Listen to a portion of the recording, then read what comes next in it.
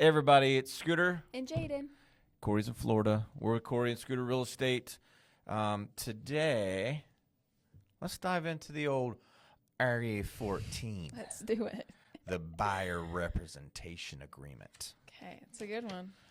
All 4 pages of it, J-Dog. It's exciting. It's riveting stuff. It's riveting stuff. It's actually pretty riveting nationwide because old NAR got sued over said 4 measly items pieces in of this paper. document. Yeah. So we just got asked We a did question this about weekend. that at the open house. How about that? How about that? Buyer rep in effect. So let's dive into this. All right. So the state of Idaho RE14 is 4 pages long, 22 sections, filled with, here's my prior law enforcement coming out, legal jargon. We are not going to go over this line by line. We are not going to go over this section by section. We're going to pull some major points out from this, and then hopefully what your agent is doing is going over this section by section with you, because some of it's obvious, some of it's common sense, and some of it you're not going to know. Yeah. Right? Yep. So the most important thing on these documents, on every single state of Idaho document that you'll see as a buyer seller, is right up here underneath the title. This is a legally binding contract. Read the entire document. Read the entire document. Do it. There's no way you can do it and sign every piece of paper in 2 minutes. I don't know. Like most people do. Including any attachments. If you have any questions, consult your attorney and or accountant before signing. It does not say consult your attorney and or accountant that your agent should know this information too before signing. All right. So moving on into this, what we were asked this weekend at open house was how does that whole Lawsuit affect a buyer? buyer compensation work right now? Let's address where that's addressed in the RE14. So, Jaiden, if you'll scroll down to section 4, compensation, and this is where time with your agent, time with your lender, there are ways for the agent to be compensated. This is all fresh. This is a category that is very new to all of us. And it affects sellers as well. So it's a very fresh, frustrating category that we're all kind of treading in the water, trying to get to that same boat. So things are being done like this. This agreement has changed twice since. Well, it came out. So there was a change. There was immediate change that a lot of brokerages were implementing their own paperwork. And then some major paperwork came out in August. And then again in January, they've changed it. Yep. So just know that there's navigation on there. But as agents, I can tell you, if you were to come to Corey and Scooter Real Estate, as agents here, what we're going to do, and the exact conversation I have with you is, yes, you are locking yourself into that. We put a fee there that we agreed upon. You sign this paper, and you are locking yourself into paying us. But what we will do before that instance ever comes up, we'll have a conversation with you and be like, hey, this home, just so you know, is one of those homes. I haven't seen it yet. I was just going to say, how many homes have you seen that is offering 0? Not one. Not one. I've heard about it, but I've not seen it. Yeah. So they are out there. But I think the education is now getting to the sellers. Because if you heard me right there, if they're not paying for it, we as agents are notifying our buyer that they're not paying the buying agent fees. And the truth is that the buyer will make the decision to go to another home. Yeah. We don't make that decision. We try to them. work with the buyer on the home that they want to pay, they want to buy. The buyer makes the decision because they cannot afford to pay out of pocket.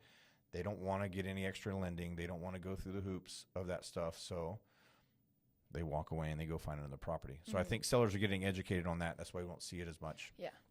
But anyway, we have the conversation of, hey, yes, you're locked in, but we're going to notify you, and we're going to go that extra mile to try to make this as comfortable as possible. We're not going to say, yep, you do owe us money. Pay up. Yeah. Papa. We're not doing that. So that's one of the major topics on these forums. And another, section 5. Yes. So section 5 has grown probably 3 times. It's huge. 3 times what it was over the past 8 months. So these are transaction-related services disclaimer. What do you usually think of when you hear disclaimer? Warning. Warning to who? The reader. Oh. Yes, Who's the reader, Jay? The buyer. Yeah, the buyer. So this is a very giant section, almost 20 lines of your agent isn't liable for all things. Your agent isn't an insurance person. Your agent isn't an appraiser. Your agent isn't an attorney. Visiting back that the very first thing you should read. Your agent isn't a contractor. Your agent isn't an Airbnb property management specialist. Yes. You name it, your agent isn't. Your agent is a representative of you for purchasing or selling real estate and the transactions accompanying that, or the paperwork and stuff accompanying that. So while we do have an expansive Rolodex, and we can refer you to people, sometimes, and I am incredibly at fault for this, we get into giving our opinions as we are an appraiser, or we are an insurance agent, or we are an Airbnb expert. We're not. And sometimes our foot gently ever so much just slides right on up here, right into the old mouth.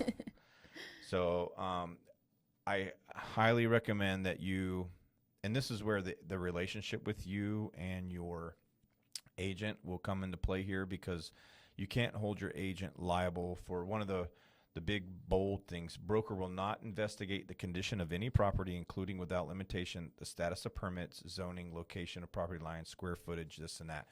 So when you're buying a home, there are stats that are required by the MLS that an agent sees. There's different abilities we have online, like Property Space and stuff like that, where we can go to and see what the county records are depicting acreage, zoning, square footage, stuff like that. All these are pulled from contractor documents, permits, stuff like that. So without measuring every single room, these are all estimates. Lot lines, estimates, unless you call a surveyor. So that's another big one here, and it really is. This one's very plain Jane reading right here. That's it. It's there's make no mistake. Straight to the point. That a girl. That's what I was looking for. Dual agency section. It's going to be section 9, I think. Consent to limited dual representation and assigned agency. This is where hopefully your agent is talking with you upon first business meeting. And there's a required 2-pager that we have to give to you. It's required by the state of Idaho upon our first business meeting, or a conversation has to be had about what your relationships are. Because when you meet somebody and you shake hands, and I'm Scooter, the real estate agent, and I'm John Smith, the buyer, at that moment, you're a customer. You're a customer. You're a potential customer. You're a potential client. You are not a client. The difference is confidentiality.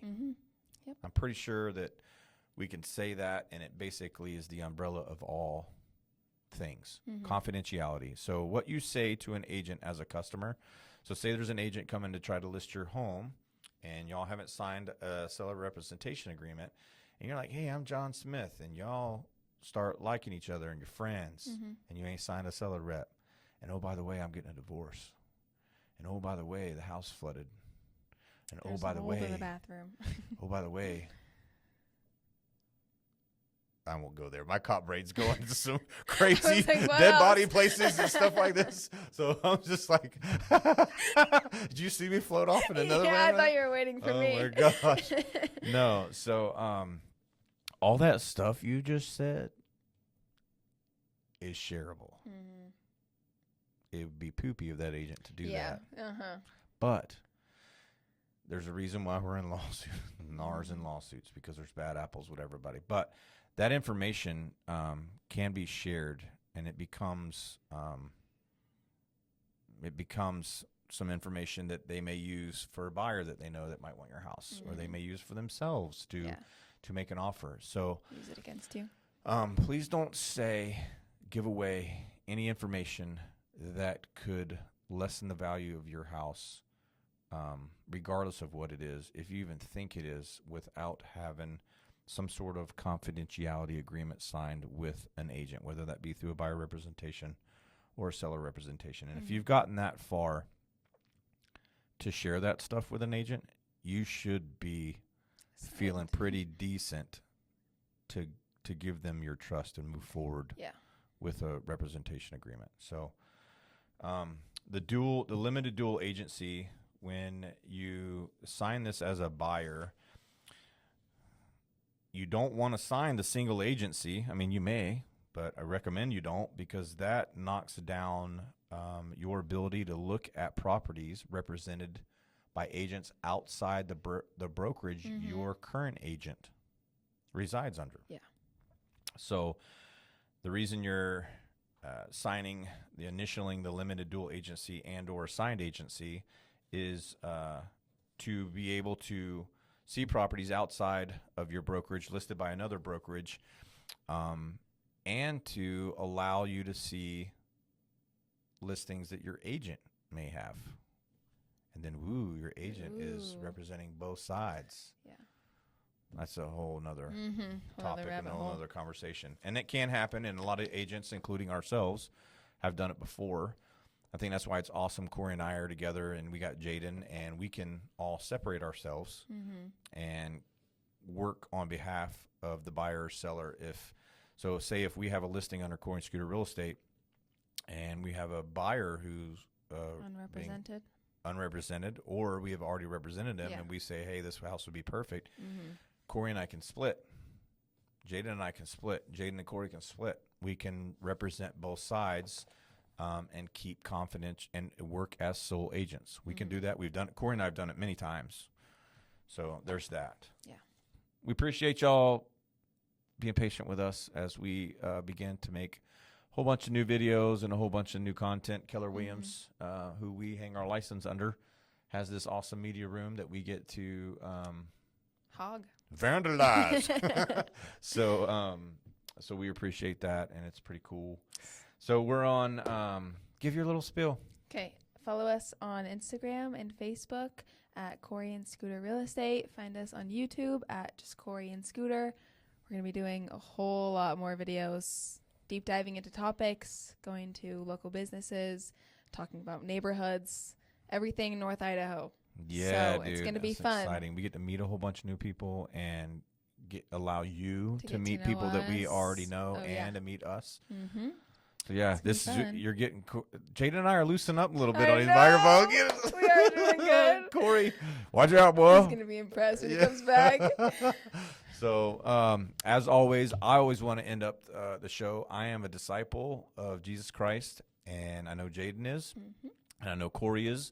Yep. And while I have a microphone in front of my face, it's my duty to share with you that Jesus loves you. Jesus died for you, and he rose again, conquering death on the third day to have a space for you in heaven for all of eternity. And all you have to do is confess that you're a sinner and believe that.